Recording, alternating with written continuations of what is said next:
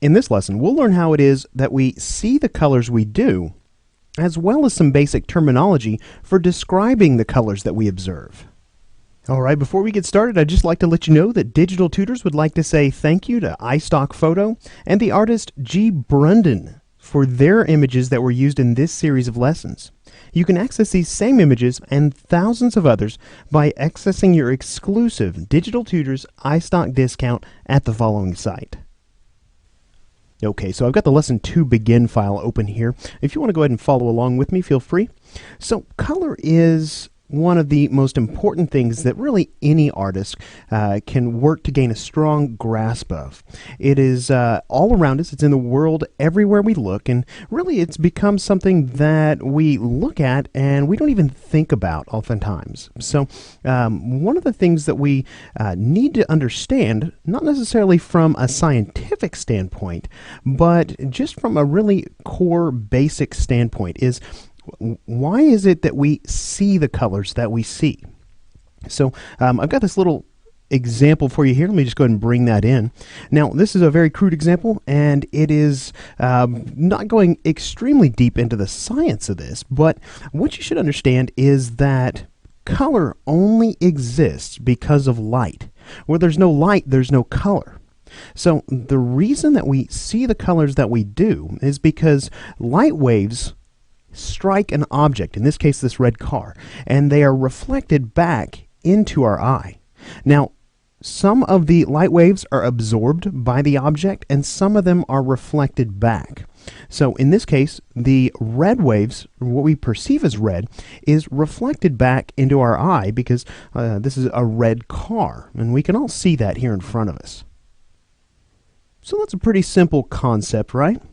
Alright, great. So now one of the probably really complex, or I won't say complex, but just tougher things to grasp when it comes to color is just all the different terminology that exists, from chroma to hue to saturation to intensity, all these different terms. And I want to kind of simplify these terms for you next. So if you've watched Kurt's foundational art course, you heard him refer to really the fact that there's three properties to color. There's hue, intensity, and value. So what I want to show you here is that really there's three buckets or three categories that you need to be concerned with when trying to identify a color. So probably the easiest to grasp and the most obvious is just the name of that color.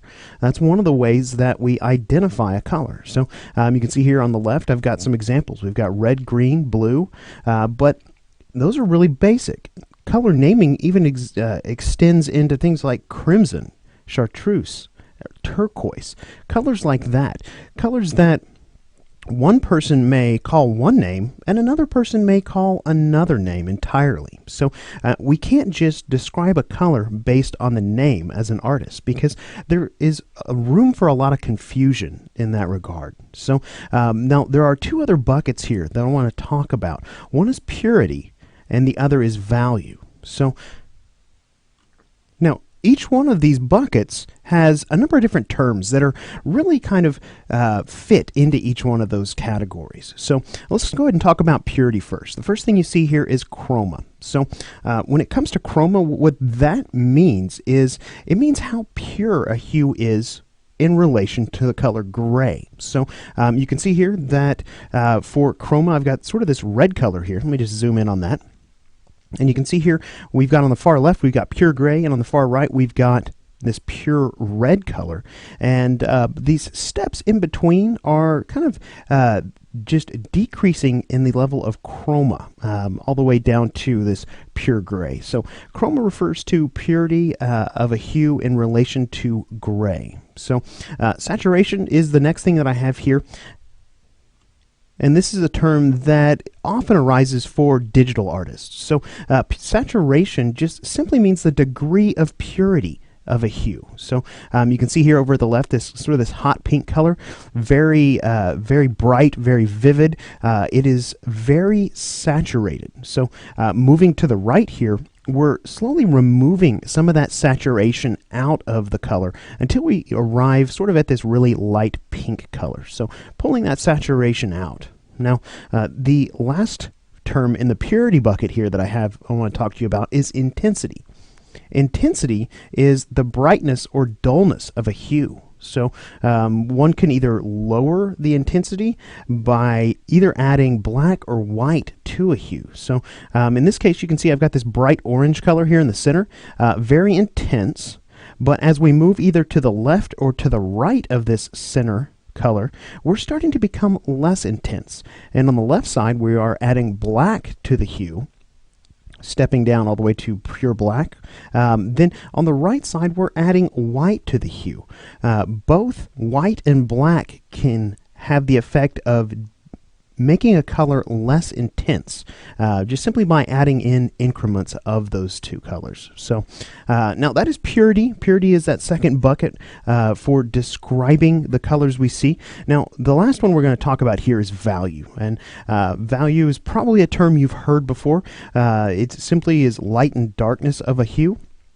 But there's a few terms that really fall into this bucket, and that you should be able to identify in terms of, well, that's referring to value. So the first one is luminance, and luminance is simply a measure of the amount of light reflected from a hue. So again, going back to the way we see color, or the reason we see color is because of light. And looking here at kind of the examples that I have, these ones on the left have a lower percentage of white in the color than these ones on the right. It should be fairly obvious to see that. So basically, these ones with a higher amount of white in the hue indicates a higher luminance or value. So over here on the left, it'd be a lower luminance or a lower value.